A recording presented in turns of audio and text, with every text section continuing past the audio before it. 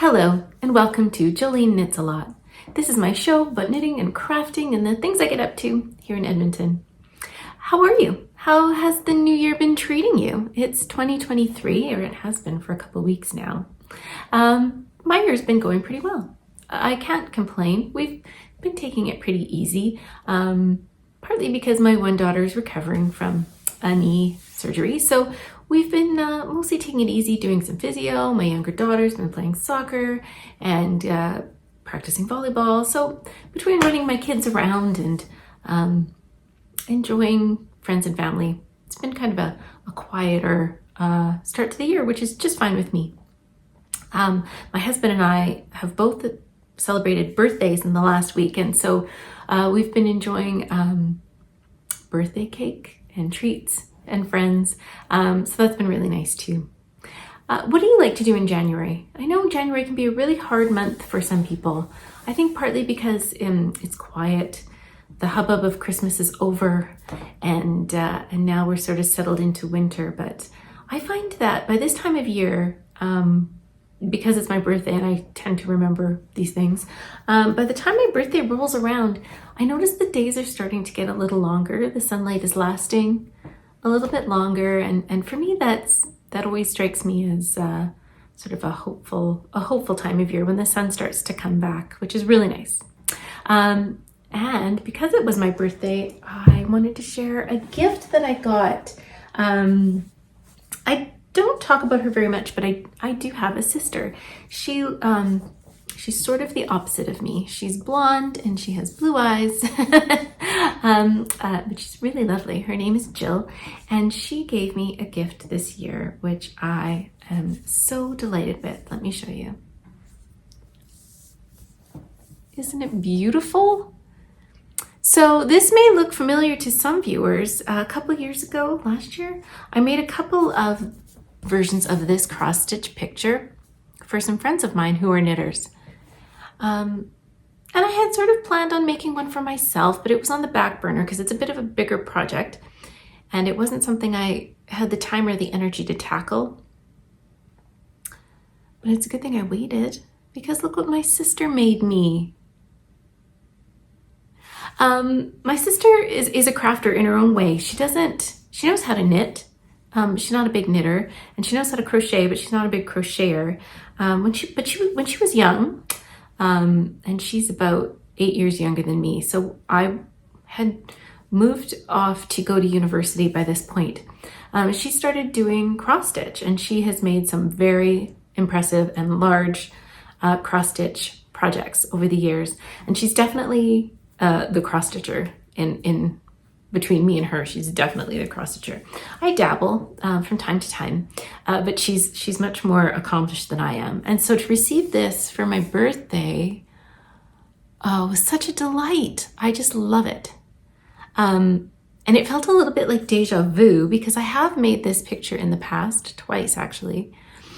So to be given one that I hadn't made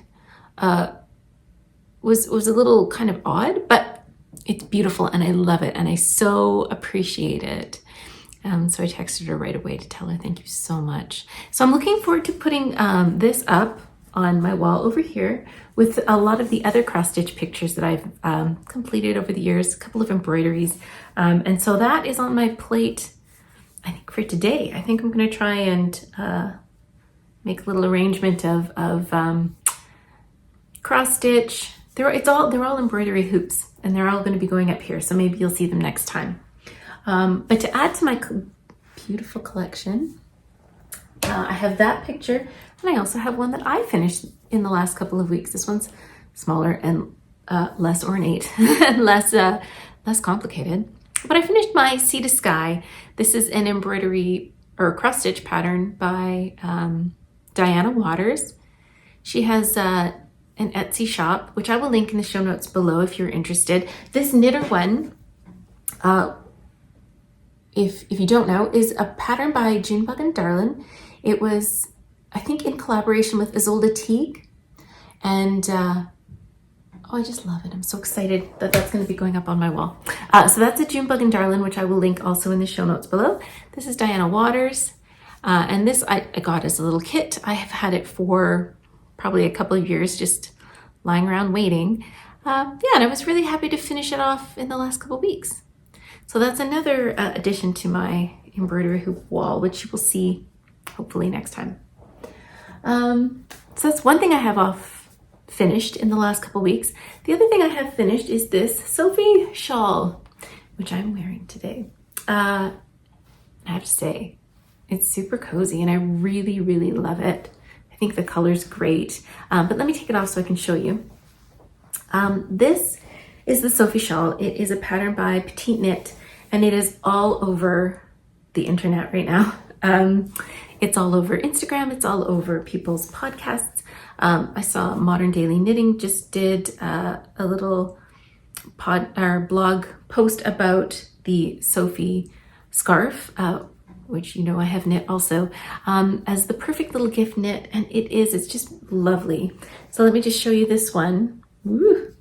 As you see, it starts out narrower. This one is knit with a DK. I think the pattern calls for worsted. I use DK. You can use whatever, really. And it's just garter stitch with a lovely I-cord edging that gets wider and wider and wider to a point right there. And then you just decrease away all of your stitches to the end. So it's just like a really long, but not very deep shawl. And I think that makes it super easy to wear. And when I wear these shawls, triangular shawls in general, symmetrical triangle shawls anyway, or long scarves, I just sort of stick the V in the middle and I tuck the ends around me. And then I arrange things so that I'm happy with how it looks. And then I tend not to touch it again unless it's falling off of myself. So this is the Sophie scarf shawl, the Sophie shawl. This Sophie scarf is a much smaller version of the same, but I would absolutely recommend these for maybe not at your first project if you're a very, very brand new knitter, but if you can increase and if you can decrease, you can make this shawl or the scarf. They're essentially knit in a very, very similar manner. So if you're a beginner knitter, I think this is a great way to get some a really beautiful knit that I think looks really, it's really sort of classic and elegant, I think. But from a very beginner all the way up to a very advanced knitter. So this is the Sophie shawl. I'm gonna get them confused. Sophie shawl. This was knit in some Targhee DK by Longway Homestead. So it is a bit rustic and it has a bit of a sort of a, I wouldn't say rustic. I think most of the vegetable matter came out in the wash. Maybe not all of it. But it's a really cozy knit, and I would recommend it for you if you're looking for something sort of simple with a really, really beautiful product in the end. I have one last thing, excuse me. I have one last thing that I finished in the last couple of weeks, and that was my January sock tube. You may remember that last time I talked a little bit about using my sock machines to crank out some sock tubes so that I can make a pair of socks, one pair every month for the year. And so the January sock tubes were this lovely sparkly yarn. It's yarn by Mustache Yarns and it is called Happy Birthday Cake, I think. And on purpose, I put this one in January, knowing that it was my birthday month. And I think it looks like Neapolitan ice cream or with maybe some funfetti on top.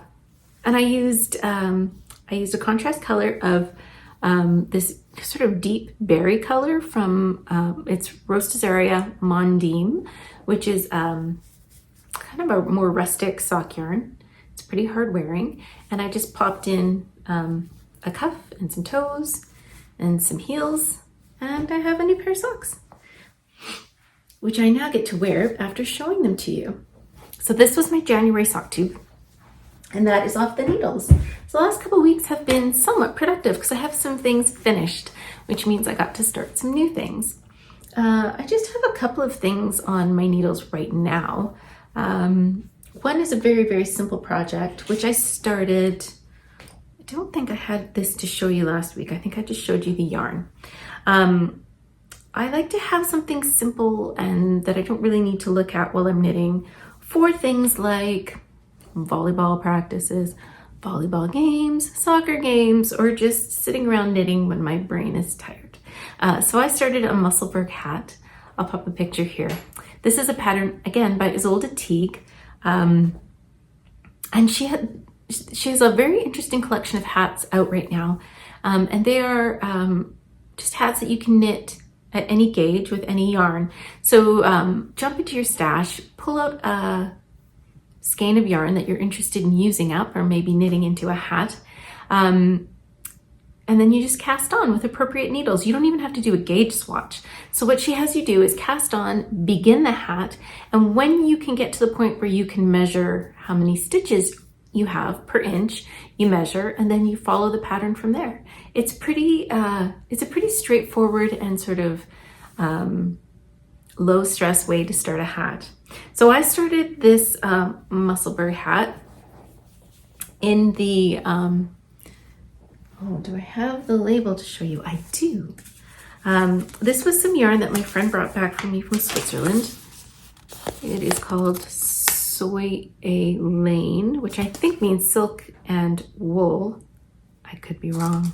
Anyway, this yarn is called Manon, M-A-N-O-N, and it is 38% baby alpaca, 25% merino, and 37%, I believe. Now, did I look this up? I think it's cotton. I could be wrong. If I'm wrong, I'll tell you right here. Anyway, Manon, it looks like this all caked up.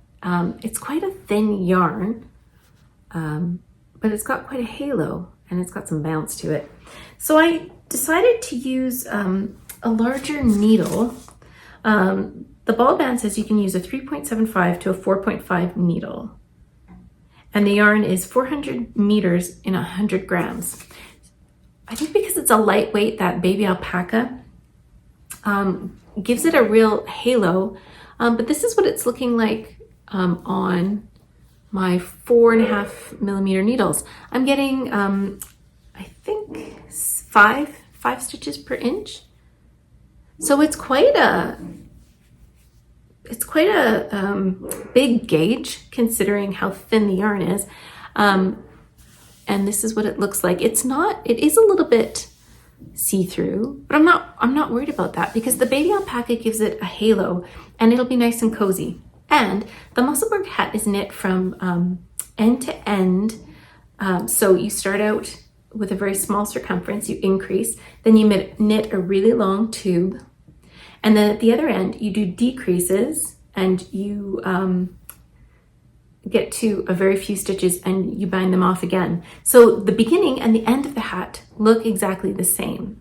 Then you take one end and you stuff it in so it's a double layer hat. So even though this does look a little bit, it may look a little thin at the moment, you can see my fingers through there. When I double it up and with that halo, I'm confident it's going to be a very, very cozy hat. So I have knit about 13 inches on this hat. I still have a few more to go before I start doing the decreases because it's kind of like knitting two hats. And then one gets tucked up into the other one. So I'm looking forward to seeing what that looks like in the end. I've never really knit a hat this way. But I'm enjoying it. And like I said, it's super, super simple knitting. It's very relaxing. I just go round and round and round. I'm using some 16 millimeter needles, which are my favorite to use for hats. And I'm really enjoying that. It's like the perfect project for stressful volleyball games or soccer games, or just to have sort of to mindlessly knit on maybe while you listen to an audiobook or read a book or whatever. It's great. I would absolutely recommend it. Now I have one more project on the needles, and that is a sweater. I had, I think, talked about this the last time. I cast on the Wander sweater. The Wander sweater is from Tin Can Knit's latest collection of sweaters and accessories. It's called Lazy Sunday, and I believe that all of the patterns in that collection feature cables of some sort, and I do enjoy knitting a cable. I think I've talked about this before. It seems like certain times of the year I crave knitting cables. Certain times of the year I really like knitting color work. Right now I'm in a cable phase. And so I cast on the Wander sweater. The yarn that I'm using is from Ancient Arts.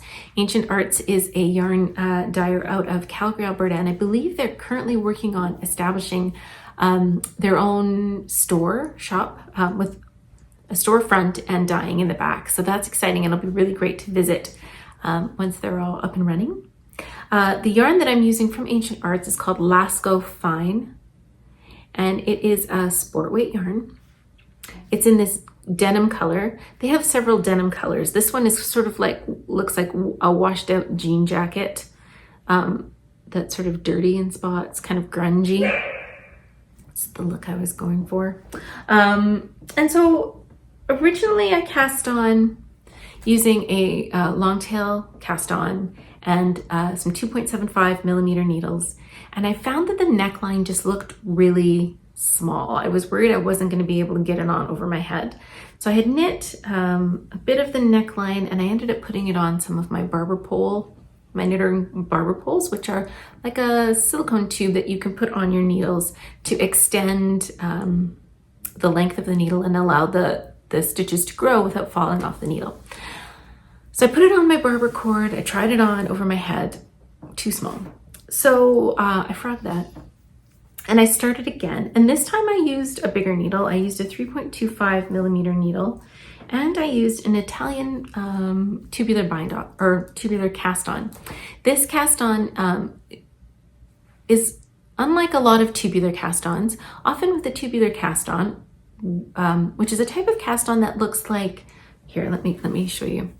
It looks like the knitting just sort of grows out of nowhere, and the stitches seem to roll over the edge of the knitting, and there isn't really sort of a defined cast on.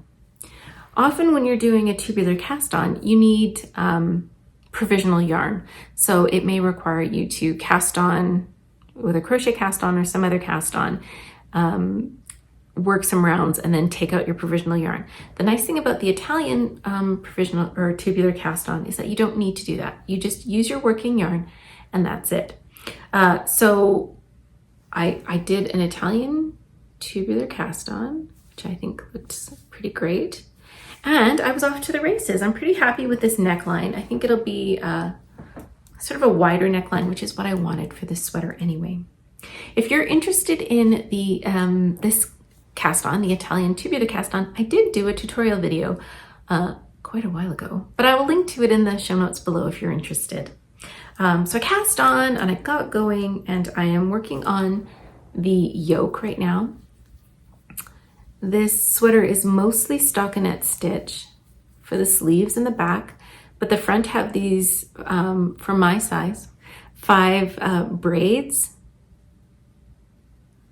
that are worked using cables with a garter stitch background. So this is about all I have. I've maybe done, see, this is the back, it's nothing fancy. Oops, there goes my stitch marker. So I have done maybe a half of the yoke, still have a half to go. But I'm really liking the way that the cables are popping out with this yarn on the garter stitch background. And I think that I'm really gonna like it. It's a really, really sort of soft fabric. You can see it does have a little bit of a halo, but it's soft and I think it's gonna wear really well, but I'll let you know. Ta-da! And that is my Wander sweater. That's all I have on the needles. Oops, right now. I just finished that cross stitch the other day and I'm sort of not sure if I'm going to start another one or just sort of focus on my knitting for now. It's hard to say. But for right now, I'm really enjoying the projects that I'm working on. Sort of simple. I'm sort of looking forward to having this cabley sweater to be wearing in the late winter, early spring. I think it'll be great. And I'm excited about a new pattern that's just come out. It's the Andrea Mowry Shiftigan. And I don't know about you, but for a long time I have really thought and wanted to knit myself a shifty pullover. I think there were some problems with the original pattern in the sense that some people had some issues with the yoke fitting not the way that they wanted to. I think maybe with the shoulders or whatever, it was not the fit that everybody really was looking for necessarily in the first version. Andrea Mowry has come out with a sort of update to that pattern, which I think fixed some of those yoke fitting problems. And Andrea Mowry is just a more experienced designer now, so she has a lot more knowledge in terms of fit and pattern writing than she did when she originally wrote Shifty. So I am looking forward to making the Shifty cardigan. I have some yarn that I picked up. This is from the Knit City that I attended in the fall, and I'm really excited to be using yarn that I've received recently and sort of making things with it right away. That includes the Musselberg hat, and that includes the Wander sweater. This is yarn I picked up in Vancouver as well.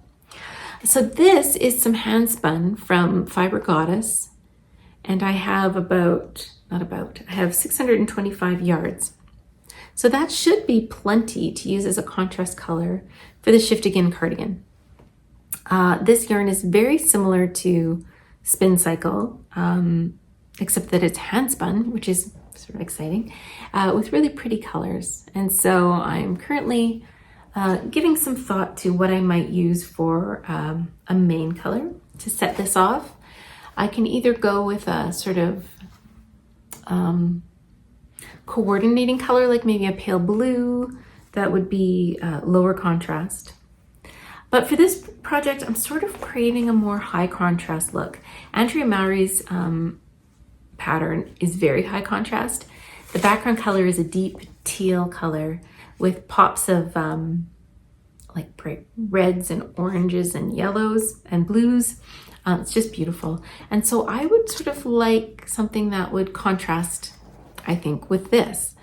I'm sort of thinking pink. And specifically what I'm thinking is a yarn that is this color. What do you think? Thoughts on a postcard. Keep in mind that this will be the main color, and then this will be sort of just the pops of color. I don't know, I'm thinking about it. I may have to knit up a swatch and see how it looks with little blips of color on a background of this sort of rose gold color. This is leftovers from my Boyland Knitworks sweater. I'm going to put the name here because I can't remember, and I will put a picture here so that you remember what I'm talking about. So this is just some leftover yarn, but this is the color that I'm thinking. So if I maybe do a little bit of a swatch and see what it looks like. Thoughts? Concerns? I also have some pale blue yarn, which of course would be lovely, but a lot safer of a choice. And I think for this, I don't want to be safe, which is not very me. I'm a very, I like to make the safe choice most of the time. But for this project, I'm feeling a little dangerous. Something else I kind of plan on starting up this month is a pair of Andrea Mowry's DRK Everyday Socks. They're very much like the Bear Paw socks, which I knit as Christmas gifts, but knit in a lighter weight yarn. And yeah, I just kind of want to give them a try, and I want to knit up some yarn from my stash. I'm really on a let's use up what I have kind of kick. Again, this is a yarn that I picked up recently. I want to say at the Prairie Fiber Festival in September. I'm pretty sure that's where I got that. This is a 50-gram sock yarn kit. It is by Rose Hill Yarns. She does really great 50-gram kits, which I really appreciate, as you know. My feet are about a woman's size 8. And so for me, 50 grams is plenty to knit a pair of socks without really any leftovers. So this is a little kit that I have. It's called Canoe for Two. And this I think will make a very nice little pair of DRK everyday socks. I have a 20-gram mini for heels, cuffs, and toes. And so that's something I think I'd like to cast on this month too. I'm just in a sort of phase where I want to start things and I want to use the yarn that I have. I want to use it up. Do you ever get like that? Apparently I do. So those are my plans over the next couple of weeks. Will I get to them? Who knows? I'm cautiously optimistic, but you never know. Something flashy might catch my eye and drag me away. But let me know what you think about this color combination. Not the safe choice, but could be a very fun choice. I always have blue to back it up, but I'm feeling dangerous. Thanks for joining me today for a little talk about the things I've been knitting here in January as the sun starts to come back. I hope that you have some time to appreciate slightly longer days if you're in the Northern Hemisphere. And if you're in the Southern Hemisphere, I hope you're getting a reprieve from the sun as your days start to shorten up. I hope that you're staying safe. There's a lot of crazy weather going on right now. Thankfully, in Edmonton, the weather has been quite calm and fairly mild. We can certainly have some bitterly cold and dangerous winters, and so I'm appreciating right now the fact that our weather is very mild, while I'm mindful of the fact that some people are undergoing some awful storms. So if you are, if the weather where you are is tumultuous, I hope you're keeping safe, and I hope you're keeping warm, and I hope that you are checking on your loved ones and your friends. Consider this me checking up on you. Please let me know how you're doing in the comments below. I'd love to hear from you. But the next couple of weeks, I'm going to be dabbling with some hat and some sweater knitting and hopefully casting on a pair of socks, maybe even swatching for a cardigan. You never know. I hope that you find time to do some things that you like to do. I know I plan on knitting a lot. I will see you soon. Bye.